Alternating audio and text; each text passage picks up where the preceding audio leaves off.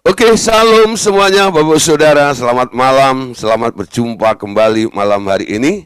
Kami percaya kita semua telah melihat kebaikan Tuhan di dalam hidup kita. Saya lihat wajah-wajah walaupun ada di layar ya laptop kami malam hari ini. Nah, tapi saya lihat wajah-wajah yang sangat cerah. Karena apa? Saya percaya pasti Tuhan telah menganugerahkan keajaiban di dalam kehidupan kita. Oke, Bapak Saudara, malam hari ini kita akan sama-sama belajar firman Tuhan. Kita kembali ya, belajar. Malam hari ini kita masih belajar tentang masalah gereja ya. Buku 3 itu adalah pelajaran tentang gereja. Malam hari ini temanya adalah tubuh Kristus dan otoritas gereja. Saya buka slide-nya ya. Oke. Tubuh Kristus dan otoritas gereja. Nah, Bapak Saudara, ada dua hal ya dalam gereja Tuhan ini. Pertama, gereja itu sebenarnya adalah tubuh Kristus. Dan tubuh Kristus itu memiliki sebuah otoritas. Otoritasnya apa? Itulah yang akan kita bahas bersama-sama. Amin. Nah, apa itu tubuh Kristus? Ya, tubuh Kristus itu apa? Sering orang mengatakan tubuh Kristus ya. Nah, tubuh Kristus itu sebenarnya adalah setiap orang yang percaya dan mengakui Tuhan Yesus sebagai Tuhannya, diakuinya sebagai anggota tubuh Kristus di atas muka bumi ini dengan Tuhan Yesus yang di surga sebagai kepala. Ya, sekali lagi, apa itu tubuh Kristus? Tubuh Kristus itu adalah setiap orang yang percaya dan mengakui Tuhan Yesus sebagai Tuhannya. Ya, mereka yang mengakui Tuhan Yesus sebagai Tuhannya ini nanti akan diakuinya sebagai anggota tubuh Kristus. Jadi tubuh Kristus itu bukan denominasi, tubuh Kristus itu bukan sebuah agama, bukan. Ya, tubuh Kristus itu lebih kepada orang. Orang-orang yang percaya kepada Tuhan Yesus, mereka dikumpulkan menjadi satu, nah, menjadi anggota dan bagian mereka masing-masing. Nah, disitulah terbentuklah yang namanya tubuh Kristus dengan berbagai macam aneka anggotanya. Bapak Saudara, kita sebagai gereja Tuhan, kita sering diingatkan, kenapa gereja Tuhan ini selalu mengadakan perjamuan kudus setiap awal bulan biasanya ya. Mereka ada sakramen perjamuan kudus. Banyak orang kadang-kadang sudah nggak mengingat atau nggak mengerti atau nggak menangkap pesan daripada perjamuan kudus itu sendiri. Karena orang hanya mengejar sebuah mujizat ketika mereka mengadakan perjamuan kudus. Ayo ikut perjamuan kudus, biar nanti kamu yang sakit itu, nanti makan tubuh Yesus, makan hosti itu, nanti biar kamu sembuh. Ya, yang kena santet, yang kena kutuk, nanti disuruh datang ke gereja. Lalu bilang, ikut perjamuan kudus. Supaya apa nanti? Itu kutuk-kutuk bisa dilenyapkan ketika kamu minum anggur, yaitu darah Tuhan Yesus itu. Nah, rumornya selalu seperti itu. Setiap orang ditanya, kenapa kamu melakukan perjamuan kudus? Apa khasiatnya? Selalu larinya, ya, penjelasan mereka itu alasannya selalu untuk hal-hal yang bersifat mujizat-mujizat saja. Tapi sebenarnya kalau kita melihat tujuan daripada perjamuan kudus awalnya itu dalam 1 Korintus pasal 10 ayat 16. Mari kita lihat bersama-sama ya. 1 Korintus 10 ayat 16. Bukankah cawan pengucapan syukur yang atasnya kita ucapkan syukur adalah persekutuan dengan darah Kristus? Bukankah roti yang kita pecah-pecahkan adalah persekutuan dengan tubuh Kristus? Nah, saudara, kalau saya memimpin sakramen perjamuan kudus, saya selalu, kadang-kadang saya kutip ayat ini juga. Lalu ketika saya bacakan ayat ini untuk mendasari apa yang kita lakukan dalam perjamuan kudus itu, saya harus menunggu respon daripada jemaat. Karena ayat ini adalah kalimat yang bentuknya pertanyaan, bukan? Bukankah cawan pengucapan syukur yang atasnya kita ucapkan syukur adalah persekutuan dengan darah Kristus? Ada tanda tanyanya. Bukan sekedar pemberitahuan. Tapi ini pertanyaan yang harus dijawab oleh orang-orang yang sedang berkumpul untuk melakukan perjamuan kudus. Ya. Jangan dilewatin. Ya, habis tanda tanya ini kasih jedah. Istilah Alkitab sela, ya, jeda berapa detik atau berapa menit supaya apa? Jemaat menjawab. Sebenarnya jawabannya nggak panjang. Jawabannya cuma satu. Yes, amin, iya, setuju. Nah, cuman itu jawabannya. Atau kalau dia nggak setuju, jadi sebaliknya, moh, nggak mau. Ya, tidak, no, ya. Nah, tergantung responnya. Jadi ketika Anda memimpin perjamuan kudus pakai ayat ini bentuknya adalah pertanyaan kepada audiens, pada jemaat. Bukankah cawan pengucapan syukur yang atasnya kita ucapkan syukur adalah persekutuan dengan darah Kristus? Nah, jadi pemimpinnya ngangkat ini, cawan isinya anggur yang sudah didoakan menjadi darah Yesus, kan? Lalu ditanyakan kepada jemaat, bukankah yang kita lakukan ini adalah persekutuan dengan darah Kristus? Kita nggak bicara tentang hasil. Pengertian ketika kita melakukan perjamuan kudus itu mengingatkan jemaat. Mengingatkan tentang apa? Sebab dua hal ini ya, tentang darah dan tubuh Yesus atau roti itu, ini dua-duanya pertanyaan. Bagian B katakan, bukankah roti yang kita pecah-pecahkan adalah persekutuan dengan tubuh Kristus? Nah, orang mulai kadang-kadang bingung dulu. Mana darah? Itu kan anggur. Pendeta harus menjelaskan. Memang awalnya anggur. Tapi tadi kan sudah didoakan. Diubah menjadi darah Yesus. Kalau anggur diubah menjadi darah Tuhan Yesus, berubah enggak? Dengan iman, mereka harus meyakinkan ya bahwa doanya telah mengubah anggur itu menjadi darah. Amin. Jadi diajak sepakat. Jadi ketika hosti dan anggur itu ditaruh di depan mimbar itu, pemimpinnya harus mengajak jemaatnya. Mari Bapak Ibu Saudara, sebelum kita melakukan perjamuan kudus ini, kita berdoa dulu. Nah, terus dia tumpang tangan, pemimpinnya ini, ke atas hosti dan anggur itu.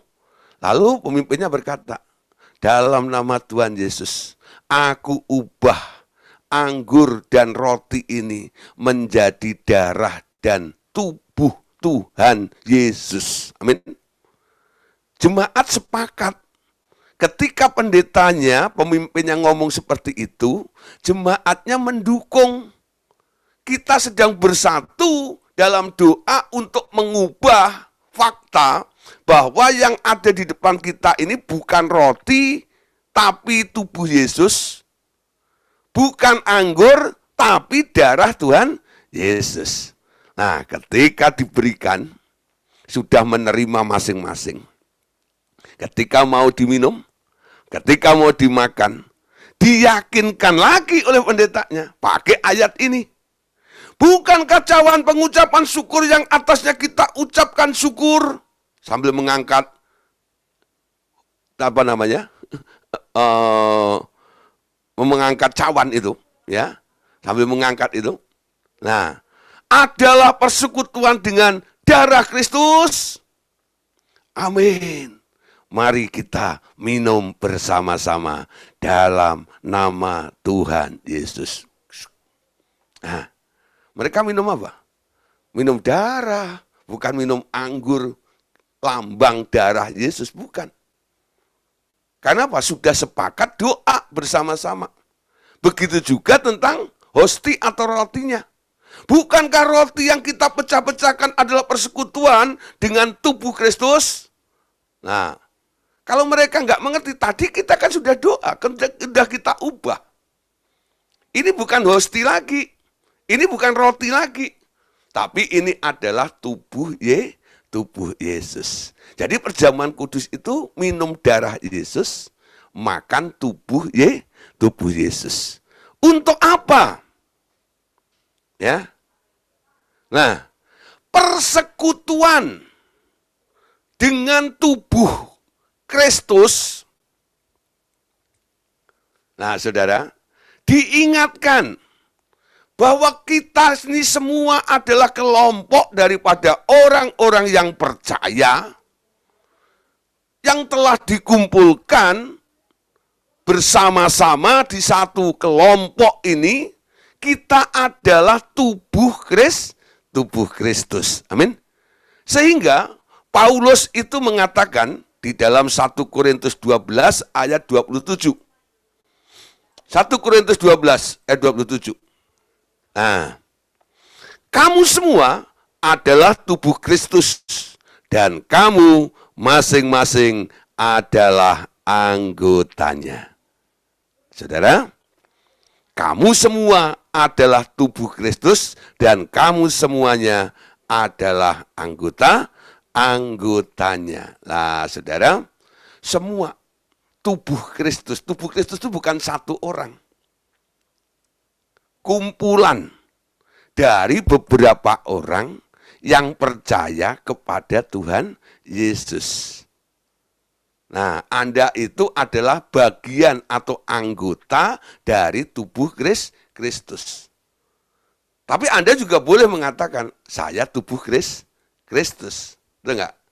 Dalam pengertian bagian dari kelompok kesatuan yang menjadi tubuh Kristus. Amin. Nah, karena tubuh Kristus ini bukan terdiri dari satu pribadi, dari berbagai macam pribadi, ya. Nah, oleh sebab itu harus ada leadersnya, harus ada kepalanya. Kepalanya siapa? Kepalanya siapa? Dan yang punya tubuh itu kan namanya tubuh Kristus. Amin. Ya, ini tubuhnya Gideon.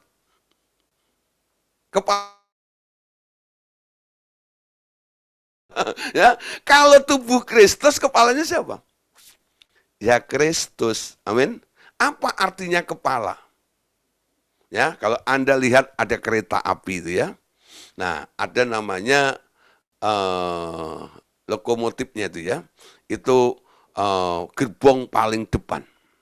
Biasanya ya. Jadi kereta ini biasanya depan dan belakang ya. Itu tuh ada gerbongnya, ya, ada lokomotifnya, tapi yang dipakai itu yang di depan tuh. Ya. Nah, kereta yang di depan tuh yang menarik gerbong itu disebut lokomotif atau kepalanya. Kepala dari gerbong-gerbong kereta itu. Yesus disebut kepala. Kita ini adalah pengikutnya. Mau ke arah mana, ya, itu tergantung. Yang punya tujuan, yang punya keinginan, itu kepalanya. Tubuh ini hanya mengikut. Tubuh ini hanya melengkapi. Tubuh ini menjadi sarana, prasarana dari apa yang diinginkan oleh kepala itu. Ya.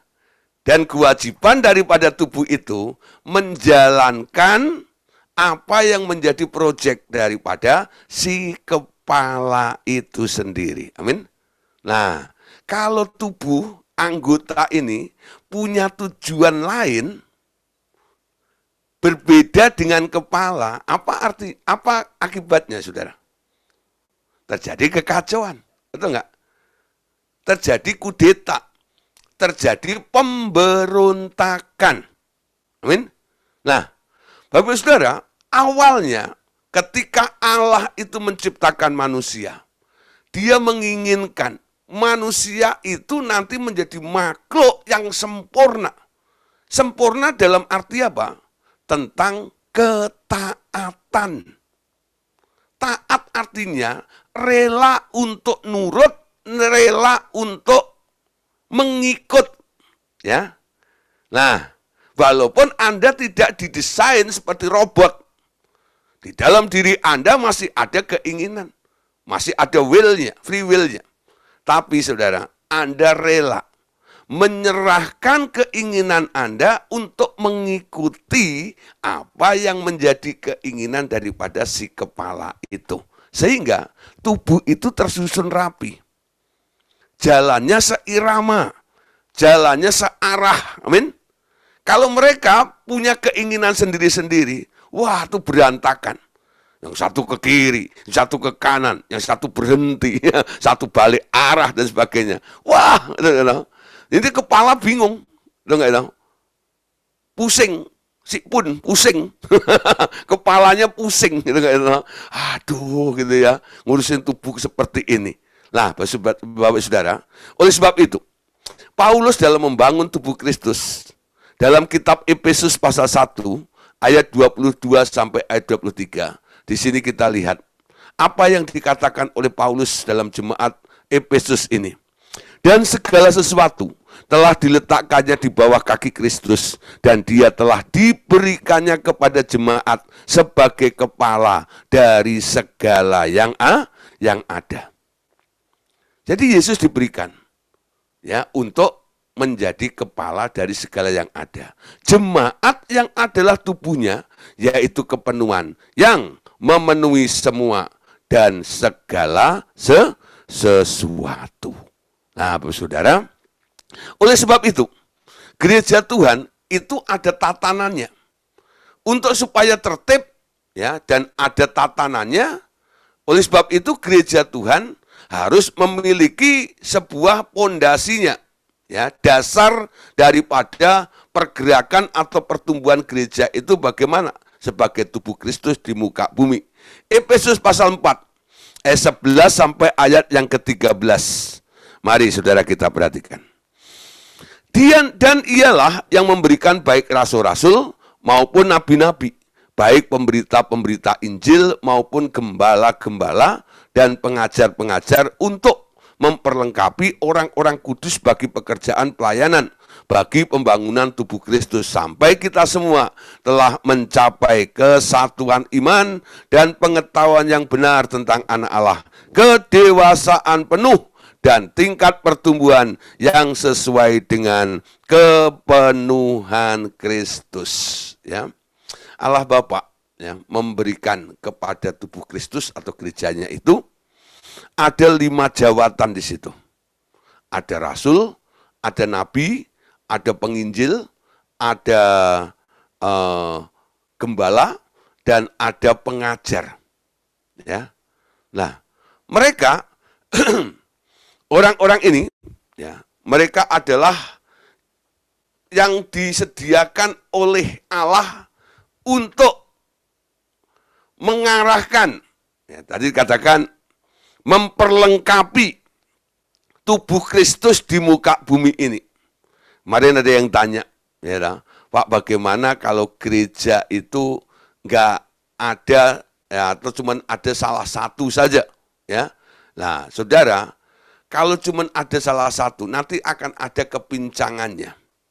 Tubuh Kristus ini harus dilengkapi Ya, tadi dikatakan untuk memperlengkapi orang-orang kudus bagi pekerjaan pelayanan, bagi pembangunan tubuh Kristus. Jadi gembala nggak boleh egois. Pokoknya ini jemaat saya. Ya, nah, saya gembalakan. Tubuh Kristus atau jemaat yang hanya digembalakan saja, ya, nanti mereka tidak akan dewasa. Karena apa? Mereka hanya dijadikan domba-domba yang lemah terus. Nah, nanti kalau kamu punya masalah, ya, lapor kepada gembala ini. Nanti tak doain. Biasanya gitu ya. Nanti tak doain. Nah, Bapak Saudara kadang-kadang kan seneng ya ketemu dengan orang-orang yang punya jiwa gembala itu. Selalu terbuka buat Anda, lalu sedikit-sedikit sini nih, tak doain, rajin meladenin Anda gitu ya. Oh, seneng sekali. You know? Wah, itu orang ringan tangan. Ya, gampang. Pokoknya dikit-dikit datang ke orang itu, minta didoain. Nah, orang yang terus didoain, imannya nebeng ke orang lain. Nggak pernah dewasa. Artinya dewasa bisa mandiri. Ya, self-service. Bisa ketemu langsung dengan Tuhan. Mengalami hubungan langsung dengan Tuhan tanpa pengantara senior. Nah, tugas senior ini akan membimbing ketika Anda masih goyah. Ketika Anda sudah mulai bisa melangkah sendiri, senior harus mulai melepaskan, mendelegasikan, mulai lepaskan supaya dia punya urusan langsung dengan Tuhan, supaya punya pengalaman langsung dengan Tuhan tanpa bergantung lagi kepada Anda. Amin. Nah, siapa yang bisa membina seperti itu? Dibutuhkan pengajar-pengajar. Ya. Tugas pengajar adalah mendidik supaya tubuh Kristus menjadi dewasa dalam kerohaniannya. Amin.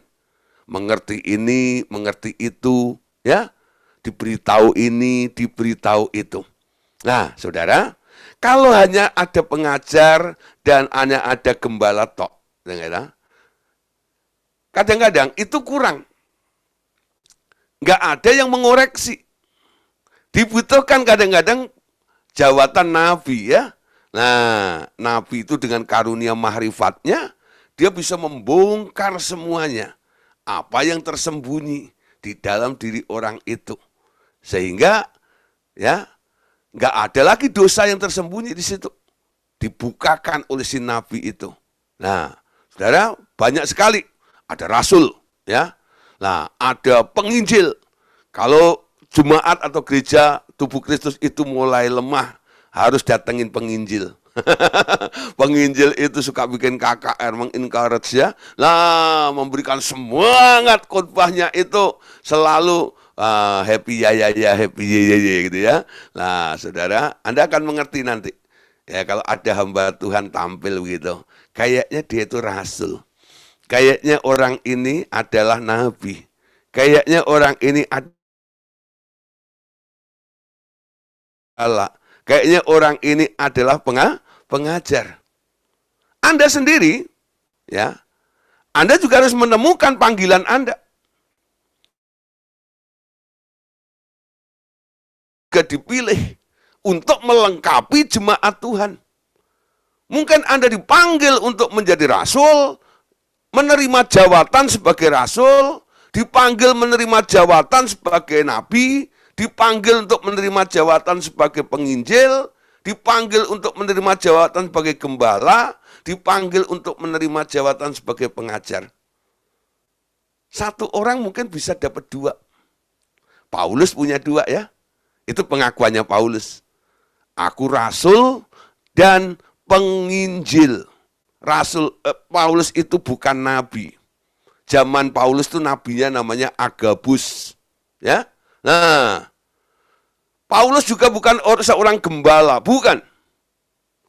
Karena dia tidak pernah stay. Setiap dia membuka jemaat, lalu diserahkan kepada murid-muridnya. Ditinggal pergi lagi, tinggal pergi lagi. Itu sifat rasulnya. Ya, membuka gereja-gereja baru seperti itu. Atau jemaat-jemaat baru. Nah, tapi kalau kita lihat tulisan daripada Paulus yang banyak memberkati kita. Kita boleh mengangkat juga nih Paulus sebagai pengajar. Paulus itu menurut dirinya, dia mengatakan saya ini adalah rasul dan penginjil. Tapi boleh dong ya kita menilai, mengangkat, memberikan apresiasi kepada Paulus karena kita diberkati dengan tulisannya. Paulus, kamu bukan hanya rasul, kamu bukan hanya penginjil, seperti yang kamu ketahui. Ternyata kamu juga seorang pengajar. Karena apa? Tulisanmu memberkati dan memberikan pengetahuan, pengertian yang luar biasa kepada kami. Amin. Nah, satu orang bisa punya 2 atau 3. Kalau Paulus bisa 2 atau 3. Kenapa? Karena Paulus itu serius dalam pengikut Tuhan. Hidup bagi Kristus, mati adalah keuntungan. Apa yang dulu menjadi keuntungan bagiku, sekarang menjadi hanya sampah belaka. Ya, tujuan hidupnya hanya Tuhan tok. Nah, kalau Anda sudah lebih daripada Paulus dalam tujuan hidup Anda, mungkin Tuhan bisa memberikan ya kepada Anda, mempercayakan jawatan kepada Anda lebih daripada Paulus bisa. Atau paling enggak imbang dengan Paulus. 3. Ya. Nah, normalnya biasanya itu yang saya perhatikan hari-hari ini belum ada yang punya 3. Ya, ada beberapa orang yang hanya punya 2. Ya. Nah, 2 ini saudara, ini pasti ada keseimbangan, kesinambungannya. Ya. Seorang gembala ya, bisa mempunyai jawatan pengajar juga. Tapi seorang gembala tidak pernah punya atau diberikan oleh Allah untuk menjabat jawatan seorang penginjil. Karena ini kontras. Betul nggak ya? Penginjil itu jalan terus, gembala itu stay. Gimana orang yang ditugaskan untuk tinggal, ya, di sisi lain Tuhan memberikan jawatan, tugas pelayanan untuk keliling. Nggak maksimal, bukan? Tuhan itu tahu porsinya. Jadi, satu orang nggak bisa punya 2 jawatan antara penginjil dan gembala, itu nggak ada. Ya, mungkin ya gembala dan pengajar, itu baru cocok.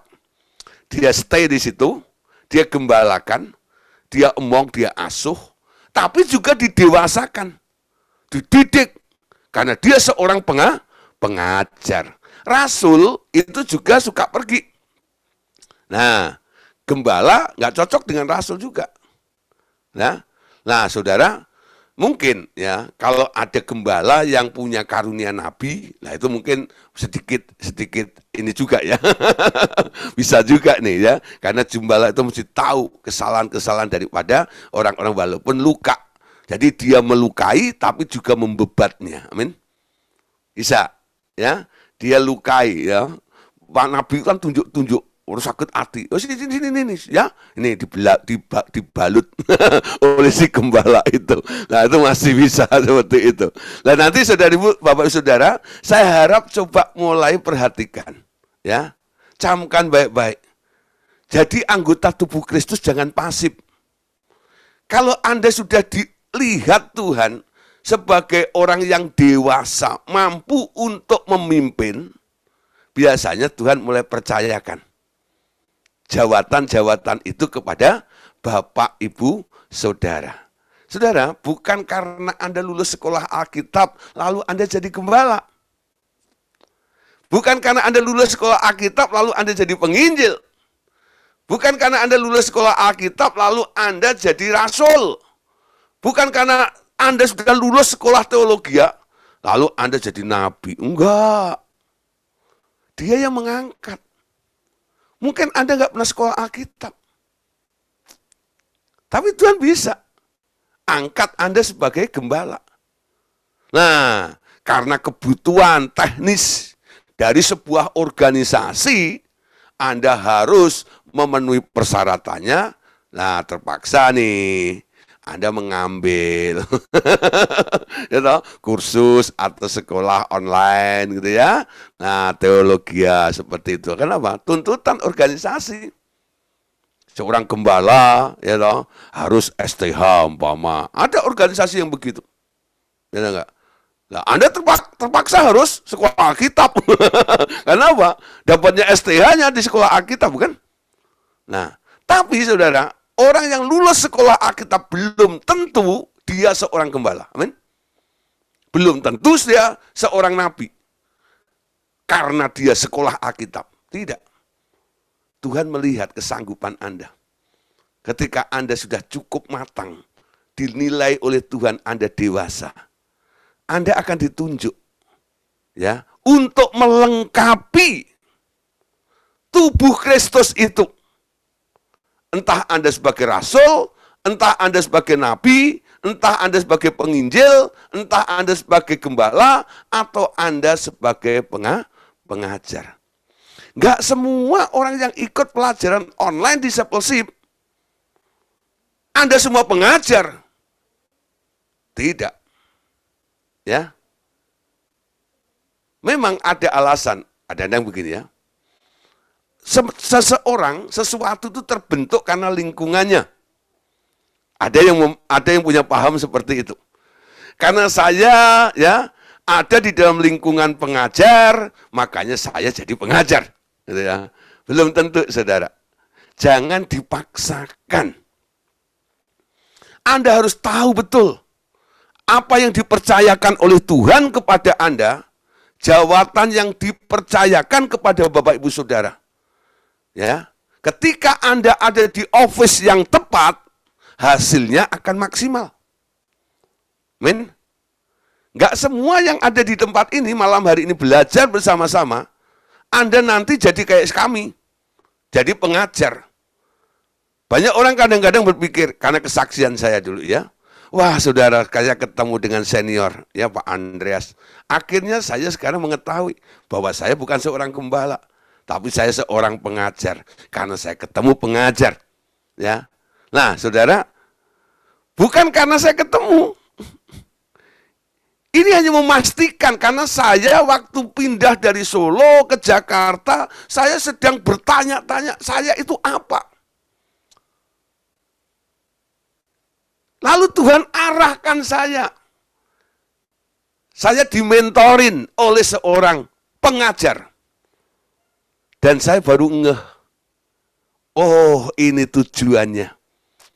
Untuk menunjukkan, Gideon, kamu seorang pengajar. Dan orang-orang mulai diberkati dengan pelayanan kami. Amin. Ya. Nah, ini contohnya seperti itu. Jadi ada latar belakangnya, bukan? Nah, Bapak Saudara, belum tentu yang belajar bersama-sama di Revival Total Ministry dalam online discipleship ini semua nanti jadi pengajar. Enggak. Mungkin ada yang jadi gembala. Ada beberapa orang yang pernah saya muridkan. Sekarang punya gereja. Ada yang di Alam Sutra, ya. Ada yang di Mangga Dua, ya. Ada lagi yang di Jawa. Ada beberapa, ya, yang pernah ikut kelas pemuridan, ya. Lalu selesai, nggak ada beritanya kemana gitu ya. Lalu satu kali ada lama Pak, nah, kapan Bapak bisa ya pergi ke Salatiga? Ah, kenapa? Saya sekarang udah buka gereja Pak, saya gembala. Wah, makanya tenggelam. Saya pikir kemana? Nah, mulai ada yang telepon lagi, Pak. Bisa nggak bantu kami? Bantu apa? Saya bilang gitu. Saya ini buka gereja Pak, tapi saya kurang bekal. Bekal apa? Ya ini Pak, ini kalau udah ada masalah begini dan begitu, nanti bagaimana cara ini, cara itu. Saya belum paham Pak. Bisa nggak Bapak bantu? Bilang gitu loh. Nah akhirnya saya bantu sampai berapa tahun ya, 3 tahun tuh saya bantu di gerejanya. Ya, Nah, ternyata murid saya jadi gembala. Nggak harus jadi guru. Karena belajar di RTM, bukan? Ada yang penginjil. Ya. Nah, berapa orang tuh? Ya. Udah lama nggak berjumpa. Nggak taunya, ya. Saya bikin akun Facebook baru, ya. Karena yang lama kena hack itu. Lalu saudara loh, habis itu loh, masuk teman-teman. Loh, ini kan orang lama dulu. Ya. Orang yang pernah saya ajak KKR juga ke Salatiga, Boyolali. Udah lama nggak muncul. Mana ya ini? Lalu saya tanya-tanya, Pak saya sekarang ada di Kalimantan. Pak saya sekarang ada di pedalaman. Ngapain belusukan ke sana? Ya, cari jiwa Pak. Saya sekarang penginjil. Belusukan ke sana ke sini. Lah, nggak tahu ya nasib Bapak Ibu Saudara yang ikut online malam hari ini, yang mendengar kebenaran ini, ya nggak tahu Bu Hester dipanggil jadi apa. Nah, nggak melulu jadi istrinya Pak Hermanto. Ya tetap jadi istrinya sih. Tapi panggilannya bukan hanya istri. Nanti siapa tahu ini ya jadi nabi kayaknya. Wah, Saklak bin Galak.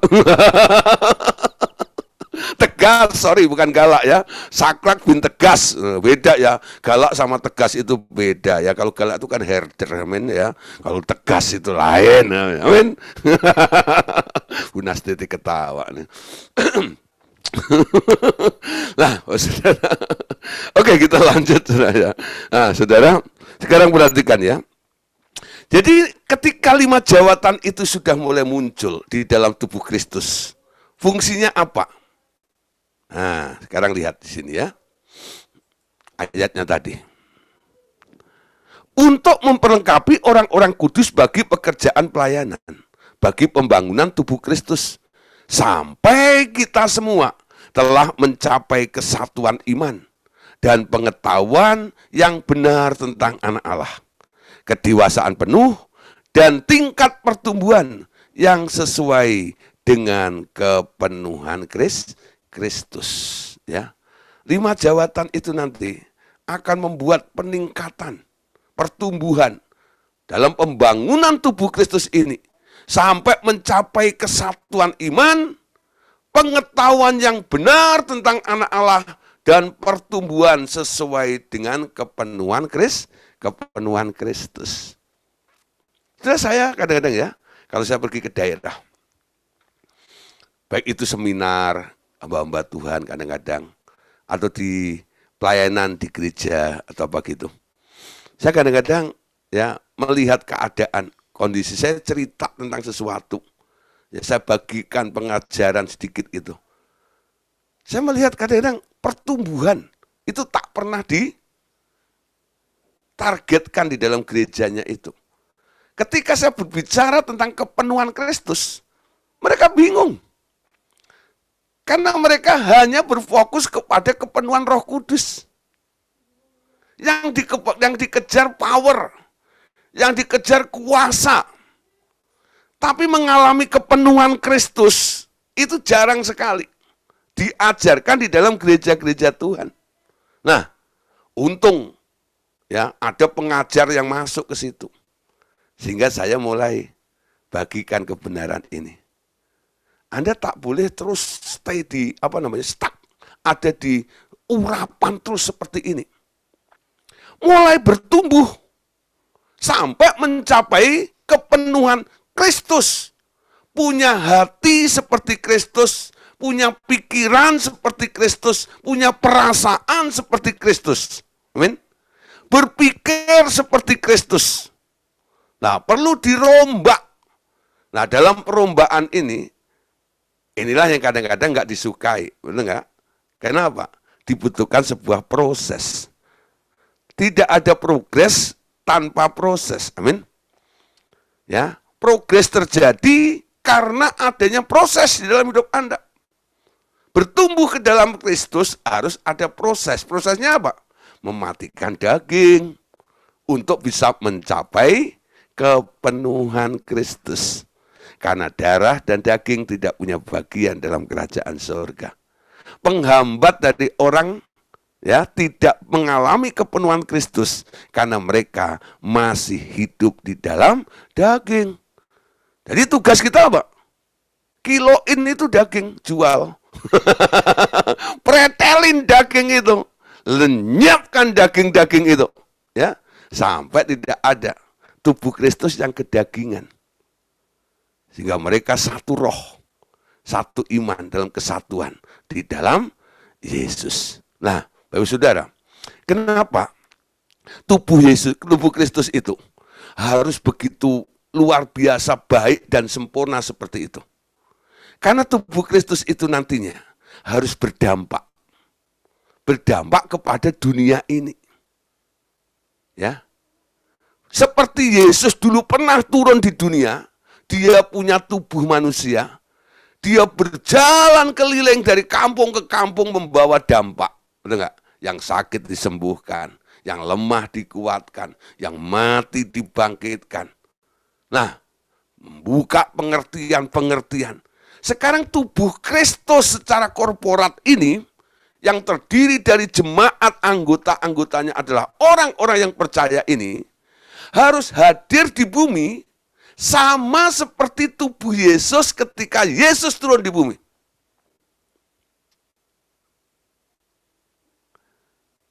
Ya, Yesus punya tubuh dulu selama 33,5 tahun di muka bumi, betul? Tubuh Yesus dipakai buat apa? Tubuh Yesus tak pernah dicemarkan oleh dunia ini. Betul nggak? Dia selalu persembahkan kepada Bapaknya. Nah, karena dia sudah nggak punya tubuh itu, tubuhnya sudah hancur di Golgota itu. Sekarang, dia sudah balik lagi masuk ke dalam setiap orang yang percaya. Setiap orang percaya ini dijadikan bagian daripada anggota-anggota tubuh Kristusnya. Sekumpulan orang-orang yang percaya ini harus punya dampak. Ya. Kenapa? Nanti, saudara, kalau Anda sudah siap, tubuh Kristus itu akan diutus. Ya, akan diutus. Nah, saudara, pengutusan yang diterima Tuhan Yesus dari Allah Bapa, ternyata diteruskannya kepada tubuh Kristus. Pengutusan ini disertai dengan kuasa Roh Kudus yang tertinggi. Amin. Mari kita baca bersama-sama dalam Yohanes pasal 17 ayat 18. Ini doanya Tuhan Yesus. Sama seperti Engkau telah mengutus aku ke dalam dunia, demikian pula aku telah mengutus mereka ke dalam dunia. Ya, sama. Bapa mengutus Yesus ke dalam dunia. Sekarang tubuh Kristus ini, murid-muridnya Yesus ini, Yesusnya lapor kepada Bapaknya. Bapak, seperti Engkau mengutus aku ke dalam dunia ini, sekarang aku pun mengutus mereka ke dalam dunia ini. Jadi tubuh Kristus itu tidak bergerak eksklusif. Ketika tubuh Kristus itu sudah jadi, tubuh Kristus itu harus bergerak. Karena Anda sebagai tubuh Kristus diutus ke dalam dunia. Loh, maksudnya gimana sih Pak? Gini ya, dulu Anda sebelum ketemu Tuhan Yesus, Anda orang dunia bukan? Lalu Anda diterima oleh Tuhan Yesus, dipanggil. Eklesia. Dipanggil keluar dari dunia. Dipisahkan menjadi gereja. Jadi Anda bukan dunia lagi. Ya, ini alasannya. Sebelum Anda tebus oleh Tuhan Yesus, Anda orang dunia. Di bawah sistem dunia ini. Tapi ketika Anda bertobat, percaya, itu masalah pindah daerah. Ya, dari daerah dunia ke dalam daerah anaknya yang kekasih. Yaitu kerajaan surga.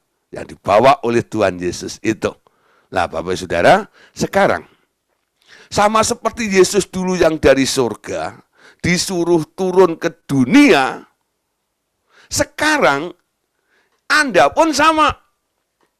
Anda yang sudah ada di dalam Yesus itu sebagai anggota tubuh Kristus, sekarang Anda disuruh masuk ke dunia. Nasibnya sama nggak dengan Yesus kira-kira? Nggak jauh beda, bro. Nah, Anda bisa bayangin ya, orang surga masuk dunia, apa respon daripada orang dunia itu? Dia datang kepada kepunyaannya, tapi kepunyaannya menolak dia. Betul nggak? Nah, makanya Anda harus didewasakan. Nggak melulu melihat orang menerima Anda. Bagaimana reaksi Anda ketika orang menolak Anda? Apakah Anda masih bisa tersenyum? Masih bisa mengasihi orang itu? Yesus bisa. Ketika ketemu dengan orang-orang yang menolaknya, dia tidak marah dengan yang menolaknya. Dia layani dengan segenap hati. Sampai orang yang menolaknya itu menerima dia sebagai Tuhan dan Juru Selamat di dalam dirinya. Amin. Jadi yang mau diutus itu dibekali dulu, di-training dulu, didewasakan dulu. Nah kalau enggak, saudara, karena misinya Anda harus masuk ke dalam dunia dengan sistemnya. Yang jahat itu loh. Jangan memenangkan jiwa di kalangan gereja. Nelponin anggota gereja orang lain. Datang ke gereja gua. Gereja gua musiknya bagus.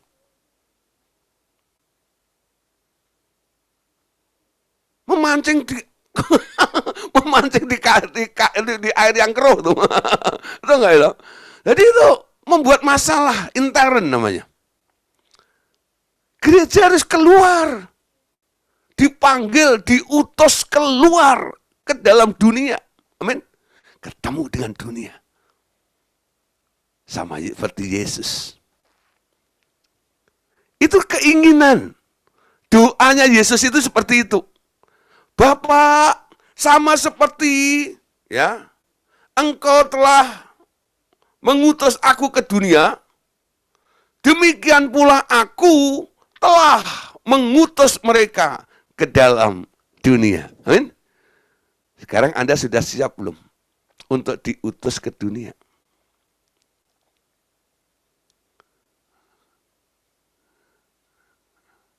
Ujung-ujungnya, Pak, digantung di kayu salib. Seperti Yesus, itu saja ku minta. Amin. Siapa yang masih mau nyanyi itu? Semakin Anda mengerti perjalanan kehidupan Anda, pertumbuhan kerohanian Anda, semakin ngeri. Amin. Tujuannya Golgota. Tujuannya salib. Kalau Anda nggak berdevelop diri Anda, sampai Anda bisa berkata, meskipun dagingku dan hatiku habis lenyap, ya, tetaplah Allah Engkau untuk selama-lamanya. Amin. Daripada dihabisi oleh orang lain dagingmu, mending Anda buang sendiri. Ya, kalau dihabisin orang lain tuh nggak enak, sakit. Tapi kalau dengan kesadaran Anda sendiri, Anda cepat buang, matikan dagingmu itu, jauh lebih gampang, lebih mudah, dan nggak menyiksa dan nggak meradang. Amin. Ujungnya ketika diutus ke dunia, naik ke atas kayu salib, Golgota. Amin. Aduh, itu gunung, bukit namanya Bukit Tengkorak. Betul nggak ya? Wah, diutus Kalau diutus khotbah di gereja besar itu, oh senang, happy ya. Diutus dunia, mana karena mulai latihan itu loh, nyari pelayanan itu yang penuh dengan tantangannya, ya itu melayani orang gila itu, nggak dapat kolektor. Nah, mulai ya. Loh, tanya resepnya sama Pak Edi itu, ya. Nah, Pak Edi itu dengan tekun, ya. Nah, lihat tuh di Facebooknya dia laporannya. Saya karena cuma pantau saja. Ya, saya bersyukur ya punya rekan kerja seperti ini. Nggak semuanya, ya, panggilannya, tapi diutus ke dunia. Semua punya salib masing-masing, bukan? Pak Edi dengan pelayanannya punya salibnya masing-masing. Saya dengan pelayanan saya juga ada salibnya. Jadi pengajar yang diutus ke dunia. Nggak enak. Amin. Dulu awal-awal dibilang sesat itu rasanya nangis. Sekarang saya enjoy itu. Kenapa saya enjoy? Karena saya nggak sesat kok. Loh. Saya nangis, saya sedih kalau saya sesat. Buktikan sesatnya di mana? Justru ajaran-ajaran yang selalu dibilang sesat itu justru kunci, ujung tombaknya, saudara. Di mana gereja Tuhan tidak bisa memberikan jawaban, apa yang Tuhan telah percayakan kepada kami, itu jugalah yang menolong banyak orang. Udah didoain bertahun-tahun, nggak mengalami perubahan. Tapi dengan pengetahuan tentang kebenaran dunia orang mati. Dengan mudah. Ya, ada orang yang nggak bisa percaya dengan dunia orang mati. Kalau orang mati bisa masuk ke orang hidup. Kalau orang mati masih bisa punya kesempatan untuk terima Tuhan Yesus. Tapi itu semuanya ada di dalam praktek ketika kami melayani orang-orang. Dan Roh Kudus yang membimbing. Roh Kudus yang mengarahkan. Daripada kamu seksa makhluk-makhluk itu, dengarlah. Kamu kan anak Allah. Anak Allah itu pembawa damai. Damai itu apa? Injil itu adalah damai sejahtera. Oh gitu ya. Beritain Injil kepada mereka. Ternyata Kolose pasal 1, 19, 20, memang itu hatinya Bapa, ingin berdamai dengan segala makhluk. Amin. Klop. Bagaimana bisa mendamaikan? Anda dipakai untuk menjadi juru damainya seperti itu. Diutus ke dunia. Bukan hanya dunia nyata, sampai ke dunia roh. Betul nggak? Sampai ke dunia roh, sampai ke alam-alam roh, ya. Nah, Anda bisa mendeteksi makhluk-makhluk roh itu. Ya. Nah, saudara, sekarang lihat Yohanes 20 ayat 21. Yohanes 20 ayat 21. Ini sistem pemuridan yang diterapkan oleh Tuhan Yesus. Ya. Yohanes 20 ayat 21. Maka kata Yesus sekali lagi, damai sejahtera bagi kamu. Seperti Bapa mengutus aku, demikian juga sekarang aku mengutus kamu. Amin. Saudara, kalau dulu Yesus yang di tengah di sini, lalu murid-muridnya diutus nih. Ya, Yesus punya murid banyak. Ya, ada yang 70 murid diutus berdua-dua. Ada juga 12 murid intinya yang selalu diajak oleh Tuhan Yesus untuk berdiskusi. Ya, nah ini 70 murid disuruh oleh Tuhan Yesus berdua-dua pergi. Ya. Ayo pergi. Ya. Yesus berkata, damai sejahtera bagi kamu sama seperti Bapa mengutus aku, demikian juga sekarang aku mengutus kamu. Mereka pergi memberikan laporan 70 murid ini ya. Guru, ya. Tadi dalam pelayanan aku melihat iblis jatuh seperti kilat dari langit. Wah, keren kan? Nengkeng doain tuh iblisnya jatuh seperti kilat loh. Wush, ya. Itu kadang-kadang pengalaman spektakuler ya. Dalam pelayanan kalau terjadi manifestasi, ya. Wah, ini membuat Anda excited bukan? Tadi ya, susuknya keluar dari jidatnya. Ya, orang yang pakai susuk. Nah, kalau ibu-ibu sekarang susuknya di belakang, konde. Ya. Nah, itu lain. Ya. Ada orang ya, karena pengen cantik pakai susuk, macam didoain, keluar susuknya. Ya. Ada juga pembantu-pembantu, kadang-kadang ya, dia pergi ke kota supaya bosnya nanti itu punya kasih yang luar biasa. Kerjanya nggak berat, tapi gajinya gede, ya. Tiap hari ada bonusnya, seperti gitu ya. Wah, dia pasang nih susuk, ya, 1, 2, macam gitu. Nah, satu hari ada seorang ikut pemuridan saya di Pondok Indah. Pembantunya ini selalu nguping, ya. Lama-lama tertarik. Lalu tanya sama bosnya, bos, boleh nggak ikut pelajarannya bagus? Silakan duduk. Nah, setelah saya tahu dia dari seberang, saya suruh buka hatinya untuk terima Tuhan Yesus. Lalu ikut ibadah kami. Waktu dulu tuh masih ada gereja rumah doa segala bangsa. Tiap minggu dia ikut sama bosnya, ya, ikut ibadah bersama-sama. Hari Rabu kita selalu ada bengkel. Pelayanan pelepasan. Dia datang, ya, nggak diantar bosnya, naik taksi dari Pondok Indah ke Plaza Sentral Sudirman, ya. Nah, dia ketemu dengan tim kami. Nah, waktu itu yang melayani ya untuk pelepasan itu ada saya, ada Indra Rusli, ya, ada Cen, ya, ada Andreas Bayu, ada berapa tim lah yang pelayanan dalam pelepasan itu. Lalu kami layanin. Ketika kami layani, saudara, itu si Cenci bilang, itu dia jatuh. Ya, susuk keluar. Saudara, melihat apa ya pelayanan seperti itu, rasanya tuh, itu rasa kayak excited sekali loh, semangat luar biasa.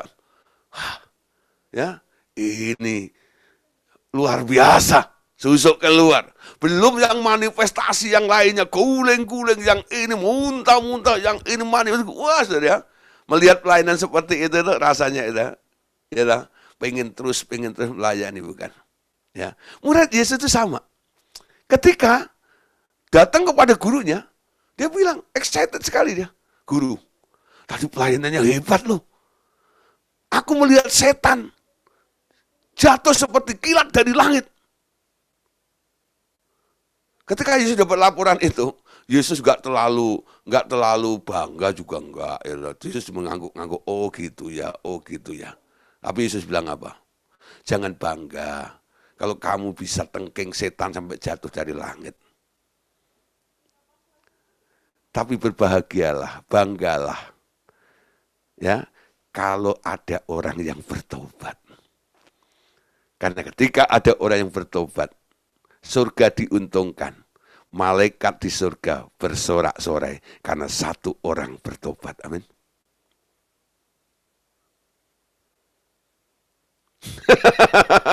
Ayo saudara, Anda lihat. Anda lebih penting memenangkan jiwa atau hanya melihat ekspresi, ya, atau manifestasi yang wow dari pelayanan Anda? Penilaian Tuhan begitu. Karena misi yang diberikan oleh Tuhan untuk mengutus Anda ke dunia bukan hanya untuk action. Supaya kelihatan wow hebat seperti itu, tidak. Ya. Sekarang lihat ayat berikutnya. Matius pasal 28 ayat 18 sampai 20. Nah, Yesus mendekati mereka dan berkata, kepadaku telah diberikan segala kuasa di surga dan di bumi. Karena itu pergilah, jadikanlah semua bangsa muridku. Baptislah mereka dalam nama Bapa dan Anak dan Roh Kudus, dan ajarlah mereka melakukan segala sesuatu yang telah kuperintahkan kepadamu, dan ketahuilah aku menyertai kamu, ya, senantiasa sampai kepada akhir zaman. Sekali lagi ya, Yesus mendekati mereka dan berkata, kepadaku telah diberikan segala kuasa di bumi dan di surga dan di bumi. Setelah diberi kuasa, Yesus nggak bilang, bikin mujizat-mujizat ya,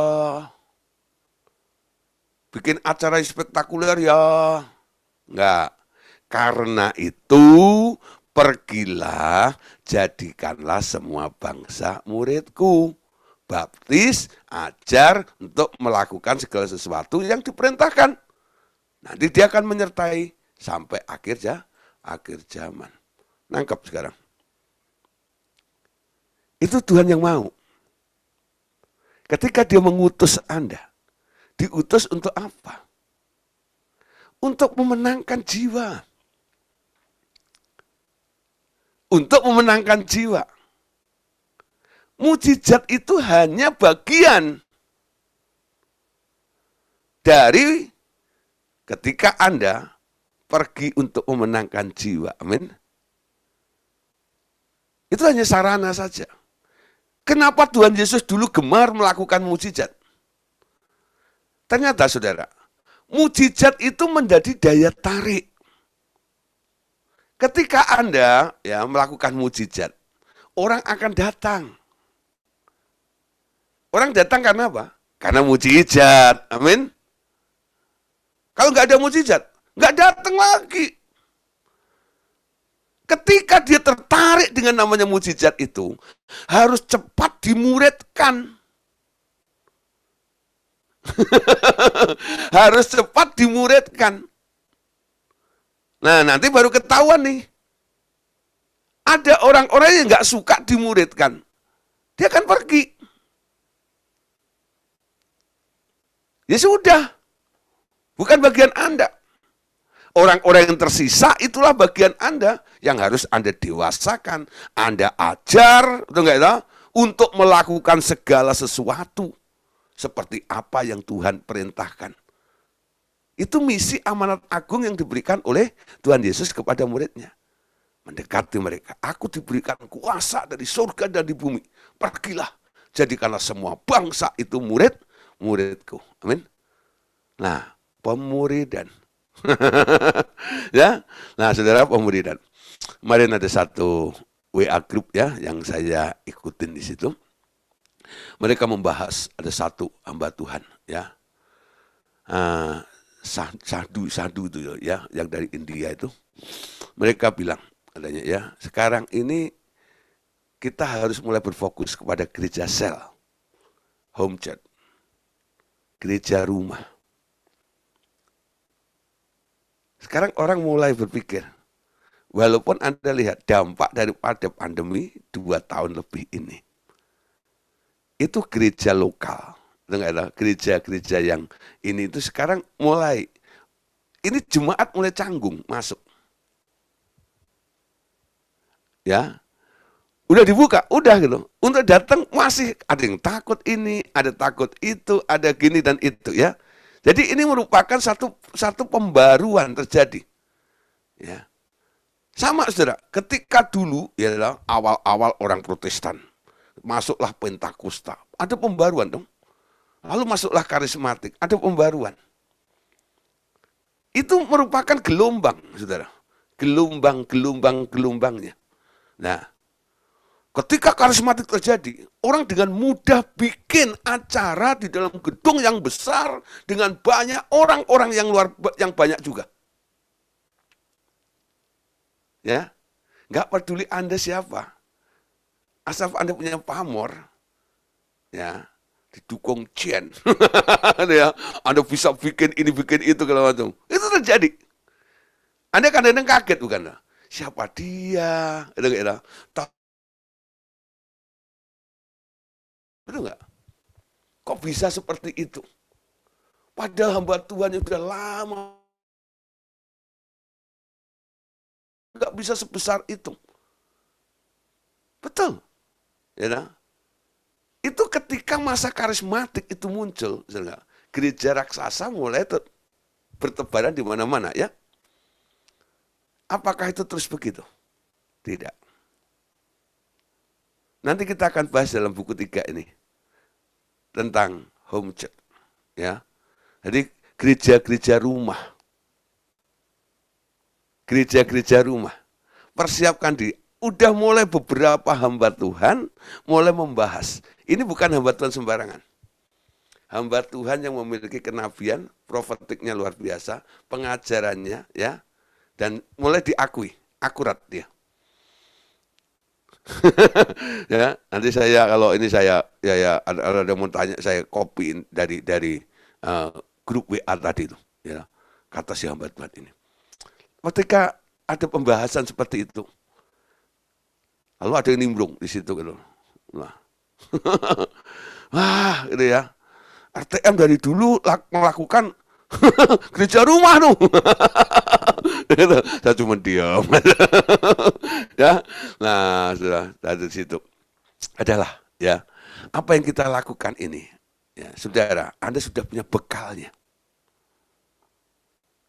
Nggak tahu siapa. Bagaimana? Coba mulai belajar. Tuhan, aku mau diutus ke dunia ini untuk memberitakan Injil, memenangkan jiwa. Gak harus bikin gereja besar. Ya. Jadi kalau ada, sekarang kan mulai orang sekolah, anaknya supaya aman, homeschooling. Nah, home church. Karena udah mulai nih, gereja rumah. Jadi nih saudara, itu sel. Ya. Nah saudara, Tuhan akan membuat sesuatu yang baru. Ya, dalam gelombang pergerakan yang baru ini. Ya. Nah, mereka mulai kader juga, sewa gedung banyak-banyak, tinggi-tinggi, harganya luar biasa, tapi nggak ada yang pakai, ya lah. Nah, itu seperti itu juga. Bagaimana? Apakah kita harus kumpul terus, atau kita mau terus melanjutkan amal agung ini dengan home church-nya? Nah, ini tergantung. Nanti kita lihat bagaimana pergerakan ini terjadi. Ya. Oke, saudara. Nah, saudara, malam hari ini kita sampai di sini dulu ya. Hari Senin kita berjumpa kembali. Kita akan membahas tentang kunci-kunci. Ya. Anda yang diutus, Tuhan memberikan kuncinya. Kuncinya bukan satu. Kunci-kunci kerajaan surga diberikan kepada gereja. Amin. Kunci untuk membuka banyak perkara. Kunci apa saja? Penasaran? Hari Senin jangan lewatkan. Tuhan Yesus memberkati kita semuanya. Amin.